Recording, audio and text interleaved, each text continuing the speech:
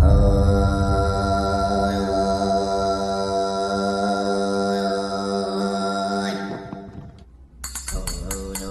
2005 সালের দক্ষিণ তাইওয়ানের কাওসিয়ং শহরের বসবাসরত ও ফ্যামিলির 6 জন সদস্যকে ঘিরে অফিসিয়ালি দেওয়া ইন্টারভিউ অনুযায়ী তাদের পরিবারের উপর এক প্রাচীন রহস্যময় শক্তির ভর ছিল। তারা নাকি শুধু ছাই ভস্য খেয়েই থাকত, যার ফলস্বরূপ অবশেষে তাদের বড় মেয়ের মৃত্যু হয়। সেই ঘটনাকে ঘিরে এই বছরের জুলাই মাসে নেটফ্লিক্সে মুক্তি পেয়েছে মুভি ইনক্যান্টেশন। তো গল্প শুরু হয় রোনান নামের একটি মেয়েকে দেখিয়ে। সে ভিডিওর মাধ্যমে তার বার্তা সবার কাছে পৌঁছে দিতে চাইছিল। তার মতে প্রত্যেক মানুষের মধ্যে উইল পাওয়ার থাকলেও তাদের উপর নির্ভর করছে সে পৃথিবীটাকে কেমনভাবে দেখতে চায়। কারণ একটা চলন্ত বুলেট ট্রেন সামনে দ্রুতগতিতে এগোলে ইলিউশনের কারণে দেখে মনে হয় সেটা যেন পিছনে যাচ্ছে। এবার সেটাকে তুমি কেমনভাবে দেখতে চাও তার সম্পূর্ণ তোমার মাইন্ডের উপর নির্ভর করছে। এই বলে তার মেয়ের শরীরে কিছু ক্ষত দেখিয়ে বলে সে নিজের অজান্তেই কোনো এক অভিশাপ বা কার্স মুক্ত করে ফেলেছে, যেটা মৃত্যুর সাথে জীবনে দুর্ভাগ্য ডেকে আনে। রোনান দর্শকদের তার মেয়েকে বাঁচানোর জন্য রিকোয়েস্ট করে সামনে কিছু হিডেন সিম্বল রেখে অদ্ভুত ভঙ্গিতে ইনক্যান্টেশন বা মন্ত্রোচ্চারণ করতে থাকে, যেটা ছিল ঠিক এই রকম। লক্ষণীয় বিষয় হলো রোনান সবকিছুই ক্যামেরাবন্দি করছিল তার মেয়ের জন্য, যাতে পরবর্তী সময়ে এই বাড়িতে এবং মায়ের সাথে যা কিছু ঘটছে সেটা যেন মেয়ে জানতে পারে। এবার রোনান ম্যাকবুক থেকে মম অ্যান্ড ড্যাড নামের একটা ভিডিও প্লে করে, যেটা থেকে আমরা জানতে পারি বিগত কয়েক বছর আগে রোনানের বাবা মায়ের অ্যাক্সিডেন্ট হয়। অ্যাক্সিডেন্টের আগে তারা কোনো এক দেবীর ব্যাপারে কথা বলছিল। অ্যাক্সিডেন্টে প্রথমে মা মারা যায়, তারপর বাবা পাগলের মতো হয়ে নিজের নাম উচ্চারণ করে হাইওয়ের মাঝে দাঁড়িয়ে পড়লে একটা গাড়ি এসে তাকে ধাক্কা মারে। এরপর আরেকটি ভিডিও ফুটেজে দেখানো হয় যেখানে রোনান তার ক্যামেরার কোনো একটি ভিডিও ফুটেজ নিয়ে পুলিশকে গিয়ে দেখালে কিছুক্ষণ পরেই দুজন পুলিশ অফিসার যারা ওই ভিডিওটা দেখেছিল তারা অদ্ভুত কারণে নিজেদের শ্যুট করে। এবার ঘটনা বর্তমান সময়ে ফোকাস করে। এখানে আমরা জানতে পারি রোনানের মেয়ের নাম ডোডো। সে তাকে নিজের কাছে নয় বরং ফস্টার হোমে রেখে পালন করছিল। এর পিছনের কারণ তার আনহেলদি লাইফস্টাইল এবং মেন্টাল প্রবলেম। ভিডিও ফুটেজে দেখানো হয় রোনান যে ডাক্তারের আন্ডারে ছিল তাকে সে জানায় এই অভিশাপ কানেক্টেড রয়েছে একটা টানেল এবং প্রাচীন বৌদ্ধ ধর্মের এক দেবীর সাথে। এটাকে যে যত বেশি জানার চেষ্টা করে অভিশাপের প্রভাব ততই বেড়ে যায় এবং দুর্ভাগ্যবশত ওই অভিশাপ টানেল থেকে আমি বয়ে এনেছি। মেয়ের উপর যাতে এর প্রভাব না পড়ে তাই জন্য তাকে আলাদাভাবে আমি মানুষ করতেই বাধ্য হয়েছি। এবার ডাক্তারের থেকে ক্লিন চিট পাওয়ার কারণে ডোডোকে বাড়িতে নিয়ে আসার অনুমতি পেলে মিস সিয়ার দৌলতে এতদিন পর মেয়ের সাথে দেখা হয়। ফস্টার হোমে মিস্টার মিং ডোডোকে দেখাশোনা করত। তার কাছে ডোডো বরাবর স্পেশাল চাইল্ড, কারণ এতগুলো বাচ্চার মাঝে একমাত্র সে তাকে ড্যাড বলতো। মিং বায়োলজিক্যালি কখনো বাবা হতে পারবে না, তাই রক্তের সম্পর্ক না হলেও ডোডোর সাথে তার বাবা মেয়ের টান তৈরি হয়। তো ফস্টার হোম থেকে ওয়ার্নিং দেওয়া হয় যে ডোডো তার সাথে থাকাকালীন যদি কোনো প্রবলেম ফেস করে তাহলে তাকে আবার এখানে ফিরিয়ে আনা হবে। ডোডোকে বাড়িতে আনলেও রোনান বিগত সময়ের ট্রমার কারণে বেশ কিছুটা নার্ভাস ছিল। মাঝে বেশ কটা দিন দুজনের মধ্যে ভালোই বন্ডিং তৈরি হলে ডোডোকে কিন্ডার গার্ডেনে ভর্তি করে দেয়। একদিন খেলাধুলোর মাঝে রোনান ডোডোকে তার আসল নাম জানায়, যেটা হলো চান লে তন। এটা মনে রাখার জন্য তার সাথে নামটা রিপিট করলে হঠাৎ উপরের রুম থেকে একটা বিকট শব্দ হয়। রোনান সেটা চেক করতে গেলে রুমে জানলার কাঁচ ভেঙে একটা পোকা ঢুকে পড়ে। অদ্ভুত ব্যাপার হলো একটা পোকার পক্ষে জানলার কাঁচ ভেঙে প্রবেশ করা অসম্ভব। তখনই ডোডো সিলিংয়ের দিকে তাকিয়ে কিছু একটা দেখতে থাকে, যেন মনে হচ্ছিল সেখানে কেউ রয়েছে। বেশ কিছুক্ষণ ওটার দিকে তাকিয়ে থাকার পর হঠাৎ তার চোখে ইনফেকশন হয়ে যায়। শুধুমাত্র এটা নয়, বরং সময়ের সাথে ঘরে বিভিন্ন প্যারানর্মাল অ্যাক্টিভিটি ঘটতে থাকে। যেমন ফ্রিজের ভেতরে রাখা দুধের বোতল অটোমেটিক্যালি খুলে যায়। ফ্ল্যাটের ভিতরের রুম এবং লিফট থেকে একাধিক বাচ্চার কান্নার আওয়াজ আসতে থাকে। এর মাঝে ডোডোর রুমে বাথরুমে ফ্লাশ নিজে থেকেই অন হয়ে গেলে তার আওয়াজ শুনে রুমে আসলে দেখে ডোডো বাথরুমে একা পজেস্ট অবস্থায় চিৎকার করে নিজের আসল নাম উচ্চারণ করে চলেছে, চান লেতন। কিন্তু পরক্ষণেই সে অদ্ভুতভাবে বাথরুম থেকে বেরিয়ে বিছানায় উঠে প্রচণ্ড চিৎকার করতে থাকলে এক অদ্ভুত সিচুয়েশন তৈরি হয়। রোনান লক্ষ্য করে মেঝেতে পেন্সিল আর কিছু অয়েল পেন্টিং টিউব দিয়ে একটা হিডেন সিম্বল ড্র করা হয়েছে। এই ঘটনার পর থেকে দুজনের সাথে কিছু অস্বাভাবিক জিনিস ঘটতে শুরু করে। যেমন কিন্ডার গার্ডেনে ডোডো তার বন্ধুদের হাতে কামড়ে দাগ বসিয়ে দেয়, আর অন্যদিকে রোনান যেখানে মেকআপের কাজ করতো সেখানে অদ্ভুত কারণে চারিদিকে পোকা ছড়িয়ে পড়ে, যেগুলো এসছিল তার ব্যাগ থেকে। এবার তখনই কিন্ডার গার্ডেন থেকে ফোন আসলে তাকে কাজ পেলে সেখানে যেতে হয়। রোনান পৌঁছে প্রতিটা বাচ্চার বাবা মায়ের কাছে প্রথমত ক্ষমা চায় এবং বুদ্ধি খাটিয়ে তার মেয়ের সাথে বন্ধুদের যাতে সম্পর্ক খারাপ না হয় তাই জন্য প্রত্যেককে খেলনা কিনে দেয়। এরপর সেখানে লুকোচুরি খেলার সময় রোনান একটা মুহূর্ত ক্যামেরাবন্দি করে নেয়, যেটাকে স্লো মোশনে প্লে করলে দেখা যায় বন্ধ ঘরের ভেতর থেকে একটা লম্বা কারোর হাত ডোডোর দিকে এগিয়ে আসছে ধরার জন্য। প্রিন্সিপাল রোনানকে বলে আপনার মেয়ে বিনা কারণে সিলিংয়ের দিকে অদ্ভুতভাবে চেয়ে বসে থাকে আর মাঝের মধ্যেই একা একা কারোর সাথে কথা বলে। কথার সত্যতা যাচাই করার জন্য রোনান ডোডোর রুমে রাখা খেলনার মধ্যে কয়েকটা হিডেন ক্যামেরা লাগিয়ে দেয়। কিন্তু সেগুলো সেট আপ করতে গিয়ে তার নাক থেকে রক্ত বেরিয়ে আসে। রাতে একা ঘুমানোর সময় ডোডো সিলিংয়ে আবার কাউকে দেখতে পেলে চেঁচিয়ে ওঠে।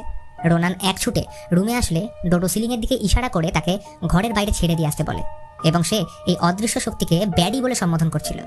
রোনান ব্যাপারটা হালকা করার জন্য বলে, ব্যাডি আমার সাথে চলো, ওকে বিরক্ত করো না। কিন্তু তখনই ডোডো বলে, ব্যাডি এইভাবে যাবে না, তার হাত ধরে তুমি বাইরে নিয়ে চলো।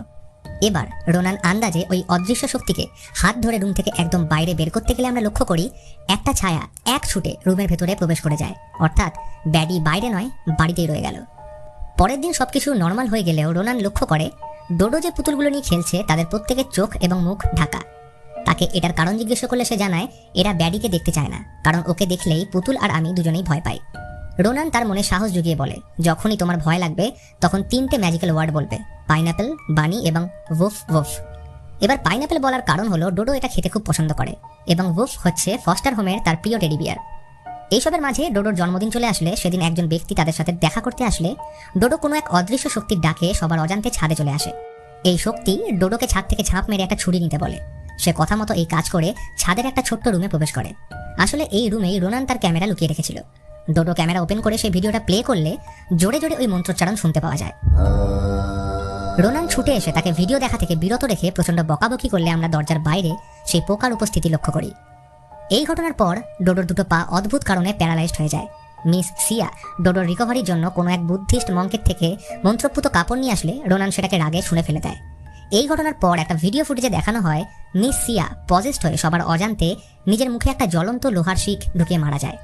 এদিকে ডোডোর এমন অবস্থার জন্য কোর্ট রোনানকে অর্ডার দেয় সে ডোডোকে আর নিজের কাছে রাখতে পারবে না, যার কারণে সে ডিসিশন নেয় ডোডোকে হসপিটাল থেকে কিডন্যাপ করার। যেমন ভাবা তেমন কাজ।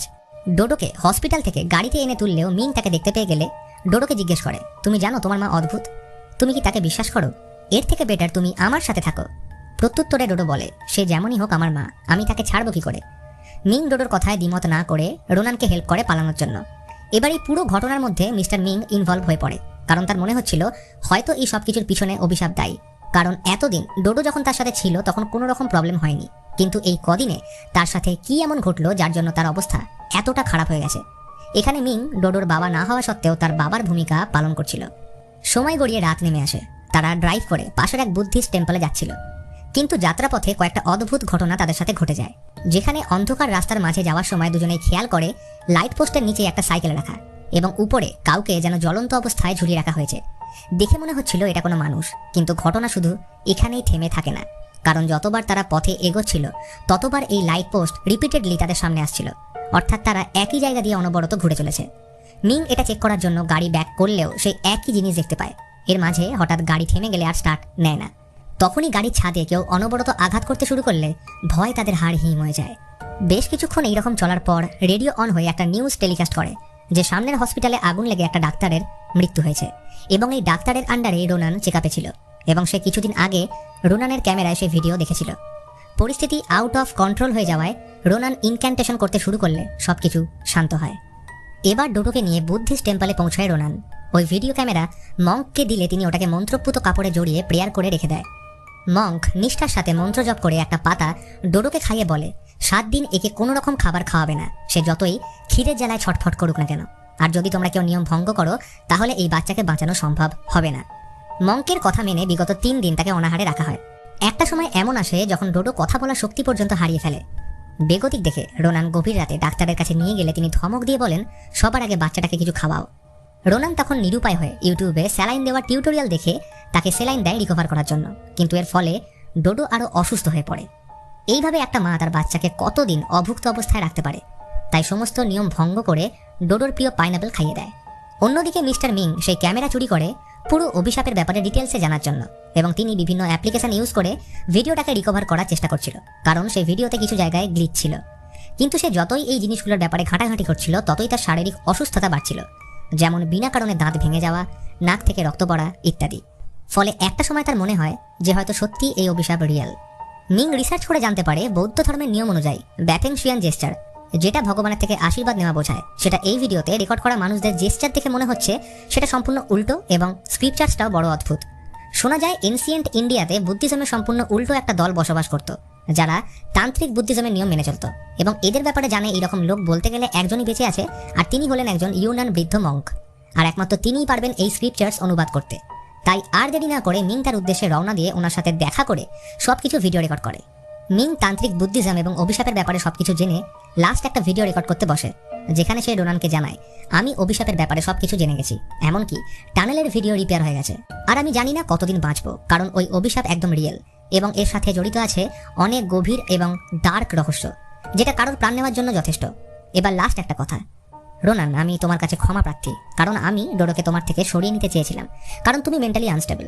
যেহেতু আমি কখনো বায়োলজিক্যাল ফাদার হতে পারবো না, তাই ডোডো যখন আমায় বাবা বলে ডেকেছিল তখন আমি নিজের সবটুকু দিয়ে তাকে আগলে রাখতে চেয়েছিলাম। ভিডিওটা কমপ্লিট করতেই মিং নিজের নাম উচ্চারণ করে টেবিলে মাথা ঠুকে নিজেকে মেরে ফেলে। এবার ভিডিও রোনানের ফোনে সেন্ড হলে সম্পূর্ণ ভিডিও ফুটেজ দেখে রোনান আটকে ওঠে, আর তখনই ডোডো বলে, মা, আমার গোটা শরীর প্রচণ্ড জ্বালা করছে। রোনান তার জামা সরিয়ে দেখতেই ভয়ে চমকে ওঠে, কারণ তার গোটা শরীরের চামড়া পচতে শুরু করেছে এবং পিঠে ও হাতে গর্ত হয়ে রক্ত বেরোচ্ছে। আর এই সব কিছু হয়েছে 7 দিনের আগে পাইনঅ্যাপেল খাওয়ানোর জন্য। তৎক্ষণাৎ রোনান তাকে বাথরুমে এনে গলায় আঙুল ঢুকিয়ে বমি করালে ভেতর থেকে ওই মন্ত্রপুত পাতা সমেত একটা পোকা বেরিয়ে আসে। সে তখনই ডোডোকে নিয়ে মঙ্কের কাছে আসলে দেখে সে অলরেডি মরে মেঝেতে পড়ে রয়েছে এবং তার সহকারী দরজার দিকে মুখ করে দাঁড়িয়ে নিজের মাথার চুল ছিঁড়ছে। সে রোনানকে বলে, তোমায় কতবার করে বললাম ওই 7 দিনে ওকে কিছু খাওয়াবে না, কিন্তু তুমি শুনলে না, এখন দেখো এর পরিণাম। এই বলে চোখের পলক ফেলতেই সে রোনানের উপর অ্যাটাক করলে অত্যাধিক রক্তপাত হওয়ার কারণে সে মারা যায়। আর তখনই ডোডোকে কোনো অদৃশ্য শক্তি হাওয়ায় তুলে মাটিতে আছড়ে ফেলে দিলে সে কোমায় চলে যায়। এখান থেকে ঘটনা শিফট করে মুভির স্টার্টিং সিনে, অর্থাৎ এই ঘটনার পরেই সে দর্শকদের জন্য ভিডিও রেকর্ডিং করতে বসেছিল। এবার এইখানে রোনান আসল ঘটনা শোনাতে শুরু করে। আজ থেকে 6 বছর আগে রোনান তার বয়ফ্রেন্ড ডম এবং ডমের ভাই ইউনানের সাথে একটা ঘোস্ট বাস্টার টিম হিসেবে কাজ করত। এদের কাজ ছিল বিভিন্ন জায়গায় ঘুরে প্যারানর্মাল অ্যাক্টিভিটি রেকর্ড করা এবং কখনো যদি সেটা ফেক হয় তাহলে সেটা এক্সপোজ করা। এই সমস্ত কেস স্টাডি তারা তাদের ইউটিউব চ্যানেলে আপলোড করত।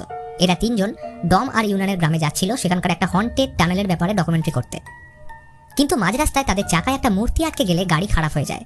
মূর্তিটা বের করলে ডম জানায়, এই মূর্তির পুজো আমার ফ্যামিলিতে করা হয়ে থাকে, এর নাম মাদার বুদ্ধা। তখনই হঠাৎ রোনান বমি করতে শুরু করলে ইউনান এটাকে মজা করে পজিশন বলতে থাকে।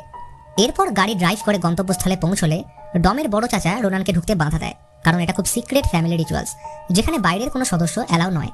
কিন্তু ইউনান বলে কোনো অসুবিধা নেই, সে ডমের গার্লফ্রেন্ড, তো বেসিক্যালি সে তাদের পরিবারের সদস্য।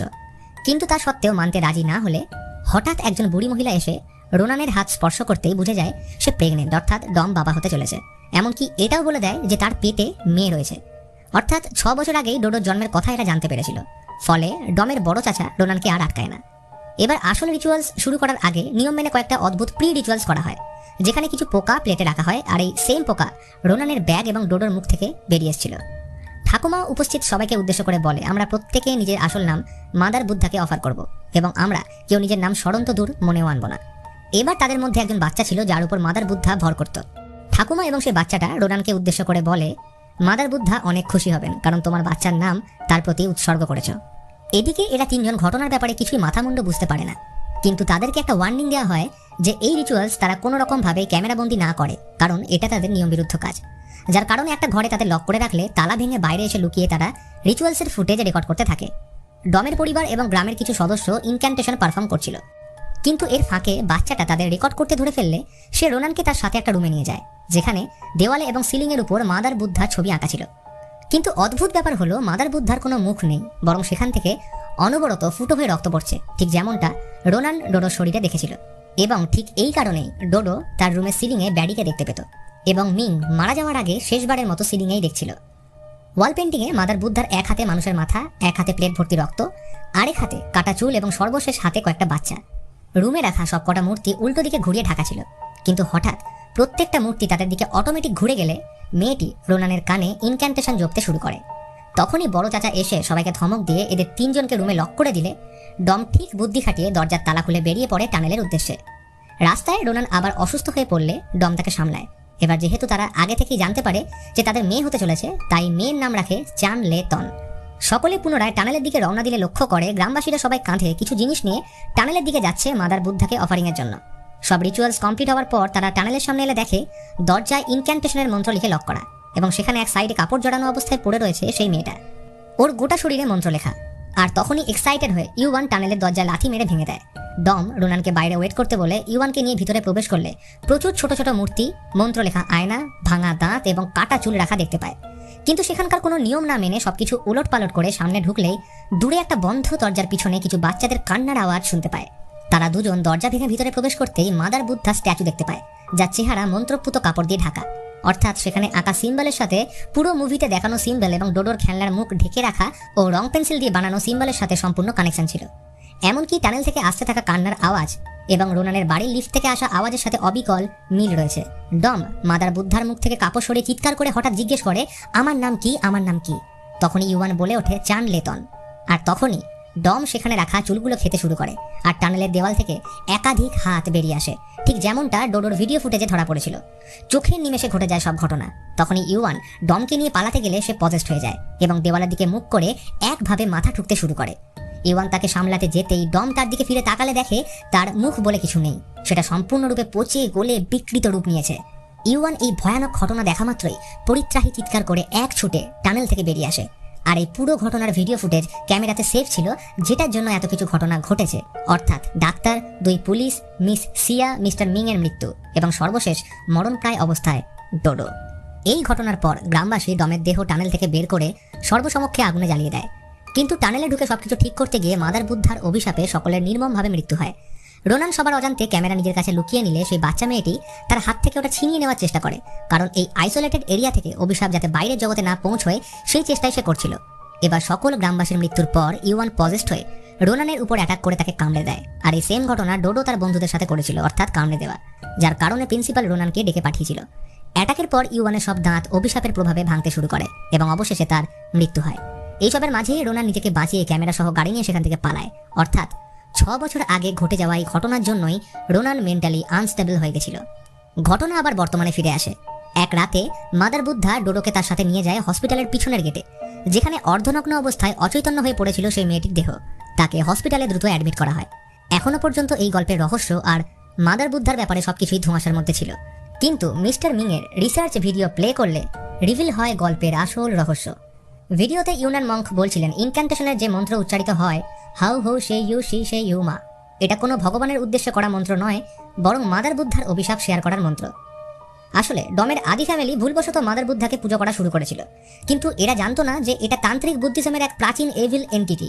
এর অভিশাপ কখনো নষ্ট হয় না, সেটা জেনারেশন টু জেনারেশন চলতে থাকে। এবং সব থেকে ভয়ঙ্কর ব্যাপার হলো, এই অভিশাপের প্রকোপ কম করা তখনই সম্ভব যখন একাধিক মানুষের কাছে মাদার বুদ্ধার অভিশাপ শেয়ার হবে, এবং এই কারণেই গোটা গ্রাম তার পুজো করত। ডমের পূর্বপুরুষ যখন দক্ষিণ পূর্ব এশিয়া থেকে ইউনান প্রদেশে শিফট করেছিল, তখন তাদের সাথে এই অভিশাপ এখানে আসে, যার ইনফরমেশনের একমাত্র অন্তিম দাবিদার এই ইউনান মঙ্ক। মাদার বুদ্ধা এতটাই অভিশপ্ত যে তার একবার দর্শনে মানুষ নিজেকে মেরে ফেলতে পারে। এই কারণেই ডমের পরিবারে জন্ম নেওয়া কোনো বাচ্চাকে তার জন্মগত নাম মাদার বুদ্ধার উদ্দেশ্যে উৎসর্গ করা হতো, যাতে কেউ তার আসল নাম মনে রাখতে না পারে, কেননা নিজের নাম স্মরণ করলেই মাদার বুদ্ধা তাকে মেরে ফেলবে। এই অভিশাপের মূল উৎস মাদার বুদ্ধার মুখ, তাই এটাকে সর্বদা ঢেকে রাখা হয়। এবার যেহেতু এই অভিশাপকে কখনোই নষ্ট করা সম্ভব নয়, বরং সেটাকে শেয়ার করে সকলের মাঝে ছড়িয়ে তার প্রভাবকে কম করা যেতে পারে, তাই জন্য রোনান একদম শুরু থেকে সবকিছু রেকর্ড করে সোশ্যাল মিডিয়া বা ইউটিউবের দ্বারা সমস্ত দর্শককে এটার অভিশাপ ইনক্যান্টেশনের মাধ্যমে শেয়ার করছিল, যাতে তার মেয়ে বেঁচে যায়। এবার এখানে আরও একটা ঘটনা সামনে আসে যে রোনান অনেক আগেই প্রেগনেন্ট থাকাকালীন ইউনান মঙ্কের সাথে দেখা করে সব ইনফরমেশন জেনে গেছিল, অর্থাৎ সবকিছু রোনান একদম প্রথম থেকেই জানতো। এবার এটা মেয়ের প্রতি মায়ের মমতা নাকি তার চালাকি, সেটা তোমরাই বিবেচনা করে কমেন্টে জানাও। তো এবার এত কিছু ঘটনার পর প্রথম থেকে নিজেকে বাঁচিয়ে এসে রোনান সিদ্ধান্ত নেয় সে নিজের প্রাণের পরোয়া না করে মেয়েকে যেমন প্রকারই হোক বাঁচাবে। তাই সে নিজের গোটা শরীরে ইনক্যান্টেশন মন্ত্র লিখে হসপিটালে অ্যাডমিট মেয়েটির কান কেটে সবার অজান্তে বেরিয়ে পড়ে ওই টানেলের উদ্দেশ্যে। আসলে ডমের ফ্যামিলি অনেক আগেই মেয়েটির একটা কান কেটে মাদার বুদ্ধার জন্য উৎসর্গ করেছিল, তাই রোনান তার আরেকটি কান নিয়ে টানেলের ভিতর প্রবেশ করে। প্রথমে এসেই সেখানে রাখা আয়না এবং পুতুলগুলো আগের মতো করে ঘুরিয়ে রাখে। সে ক্যামেরা অন করে সবকিছু কনফেস করে, যদি সেই রাতে আমি ক্যামেরা নিয়ে পালিয়ে না যেতাম তাহলে হয়তো তার মাধ্যমে এই অভিশাপ ছড়াতো না, কিন্তু যখন শুরু আমার থেকে হয়েছে, শেষ আমিই করব। এর কোনো প্রভাব ডোডোর উপর পড়তে দেব না। এবার সকলের কাছে ক্ষমা চেয়ে নিজের চোখ বেঁধে ক্যামেরায় সকল দর্শকদের সামনে মাদার বুদ্ধার মুখ থেকে কাপড় সরালে আমরা দেখি এই এভিল এন্টিটির কোনো মুখই নেই, বরং সেখানে রয়েছে জীবন্ত মাংসল একটা টানেল, যার ভেতরে রয়েছে অজস্র রক্তমাখা দাঁত এবং লক্ষাধিক গর্ত, ঠিক যেমনটা রোনান 6 বছর আগে ওই মেয়েটির সাথে রুমের সিলিংয়ে দেখেছিল। এবং ডোডোর শরীরের গর্তগুলো যেন মাদার বুদ্ধার মুখকে রিপ্রেজেন্ট করছিল। তখনই মুখের ভিতর থেকে আসতে থাকে অজস্র বাচ্চা এবং মহিলার আর্তনাদ, যেটা শোনা মাত্রই রোনান একাধিকবার মাথা ঠুকে নিজেকে মেরে ফেলে। কিন্তু এবারে সে একা নয়, বরং পুরো ঘটনার সাক্ষী ছিল লাইভে থাকা হাজারো দর্শক। এবার তার মৃত্যুর সাথে ডোডো বেঁচে ওঠে। এখন সে একদম সুস্থ, অর্থাৎ রোনান নিজের কাজে সফল হয়েছে, তার বলিদান বিফলে যায়নি। এবং এই ঘটনার সাথে মুভি এখানেই শেষ হয়। তো বন্ধুরা, কেমন লাগলো তোমাদের আজকের এই গল্প তা কমেন্ট বক্সে জানাও। ভিডিও ভালো লাগলে অবশ্যই একটি লাইক আর তার সাথে চ্যানেলকে সাবস্ক্রাইব করতে ভুলো না, কারণ আমরা খুব দ্রুত 1 লাখ ফ্যামিলির সদস্য হতে চলেছি। তো আজকের মতন এখানেই, দেখা হচ্ছে পরের ভিডিওতে। ভালো থাকবেন।